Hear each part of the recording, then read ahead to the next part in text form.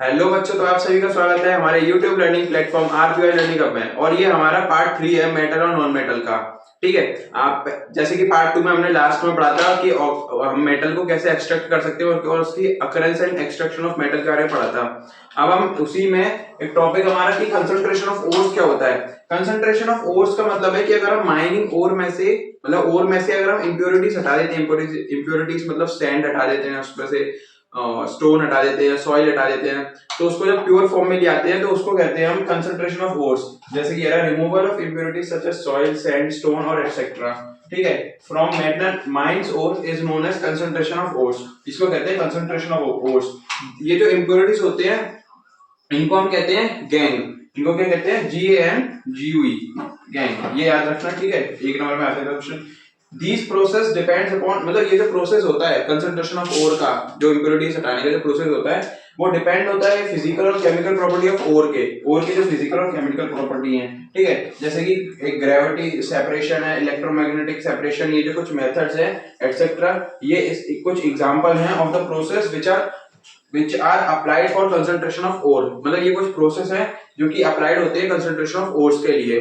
ठीक है। अब हम नेक्स्ट अपना टॉपिक पढ़ते हैं। देखो हमारे पास ये दो टॉपिक आते हैं, एक है रोस्टिंग और एक है कैल्सिनेशन। रोस्टिंग जिसमें हम जो सल्फाइड ओर्स होते हैं उनको अगर हम हीट करते हैं, मतलब ये जो मेटल्स होते हैं जो लो रिएक्टिव होते हैं, जो रिएक्टिविटी सीरीज में सबसे नीचे आते हैं, उनके लिए करते हैं रोस्टिंग। जो सल्फाइड ओर होते हैं उनको प्रेजेंस ऑफ एक्सेसिव एयर के साथ रिएक्ट करते हैं और ऑक्साइड में फॉर्म होते हैं। उस प्रोसेस को हम रोस्टिंग कहते हैं। जैसे कि इसमें ZnS है, जिंक सल्फाइड है, और इसमें ऑक्सीजन के साथ रिएक्ट करा, हीट करी इसको, तो ये जिंक ऑक्साइड बन गया और सल्फर डाइऑक्साइड बन गया, है ना। अब कैल्सिनेशन किसके लिए करा जाता है? जिसमें हम मेटल्स जो मीडियम रिएक्टिव के होते हैं, जो रिएक्टिविटी सीरीज के सेंटर में आते हैं, उनको हम कार्बोनेट्स ओर को अगर हम लिमिटेड सप्लाई ऑफ एयर के साथ रिएक्ट करेंगे तो वो ऑक्साइड्स में फॉर्म हो जाएंगे और प्रोसेस को कहेंगे कैल्सिनेशन। ठीक है। जैसे जिंक कार्बोनेट है, उसको हमने हीट करा तो ये जिंक ऑक्साइड बन गया और कार्बन डाइऑक्साइड बन गया। अब इन दोनों में डिफरेंस देखते हैं कि कैल्सिनेशन और रोस्टिंग में क्या डिफरेंस है। Calcination it is done for carbonate ores के लिए करा जाता है और रोस्टिंग सल्फाइड ओर के लिए करा जाता है। कैल्सिनेशन एब्सेंस ऑफ ऑक्सीजन में होता है और रोस्टिंग प्रेजेंस ऑफ ऑक्सीजन में होता है। जैसे इसमें था ना, रोस्टिंग में एक्सेसिव एयर के साथ था और इसमें लिमिटेड सप्लाई ऑफ एयर के साथ है, बिल्कुल थोड़ी कम मात्रा में, है ना। इसमें कार्बन डाइऑक्साइड रिलीज होती है, ये रहा, जैसे ये देखो इसमें कार्बन डाइऑक्साइड रिलीज हो रही है कैल्सिनेशन में, और इसमें सल्फर डाइऑक्साइड रिलीज हो रही है ना।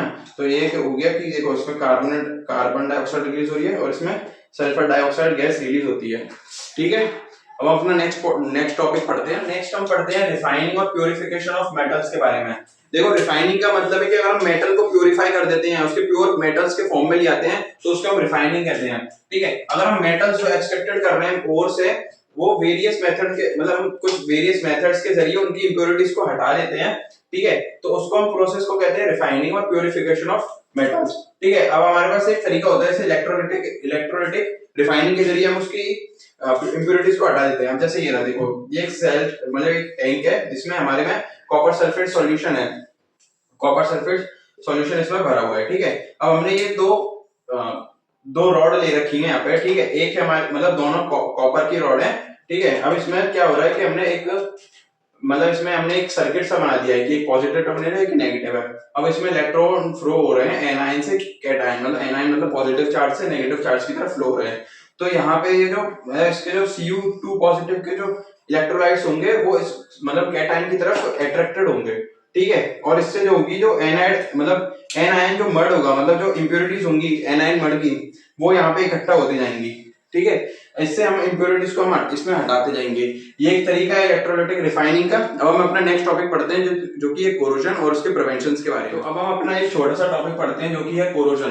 कोरोजन हमने चैप्टर नंबर 1 में भी पढ़ा है कि अगर जो भी कोई मेटल है वो मॉइस्चर, मतलब ऑक्सीजन या वाटर के कांटेक्ट में आता है तो उस पर कोरोड हो जाती है, किसी कलर की कोरोड हो जाती है। उस प्रोसेस को हम कहते हैं कोरोजन। जैसे कि सिल्वर पे होती है ब्लैक कलर की कोटिंग, कॉपर पे हो जाती है ग्रीन कलर की कोटिंग, है ना, ये कोरोजन होती है। अब जैसे जो रस्टिंग ऑफ आयरन होता है, मतलब जो भी कोरोड है वो अगर आयरन पे प्लेस्ड होती है रेड, उस प्रोसेस को हम कहते हैं रस्टिंग। ठीक है।